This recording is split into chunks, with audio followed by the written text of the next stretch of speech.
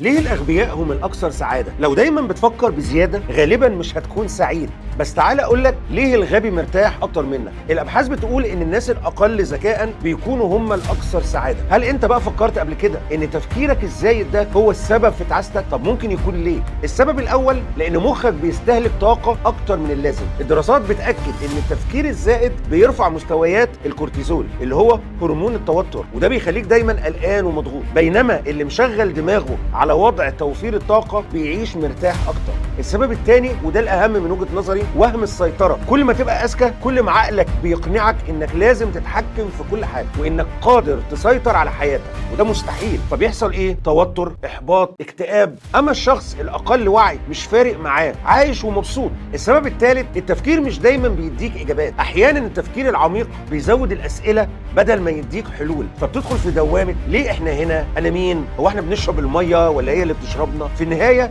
أنت اللي بتتعذب وغيرك نايم مرتاح. طب الحل ايه؟ هل الذكاء لعنة؟ اكيد لا، لكن لازم تعرف ان التفكير اداة مش سجن، وانك لازم تفكر بس بحدود، وما تحاولش تفهم وتفسر كل حاجة. اسمح لنفسك تستمتع بالحياة بدون تحليل زائد لكل تفصيلة، لان في النهاية الغباء راحة والذكاء مسؤولية، وانت بقى تختار تعيش في نعيم الجهل ولا جحيم الوعي. شاركني رأيك في الكومنتات وما تنساش تعمل لايك وفولو.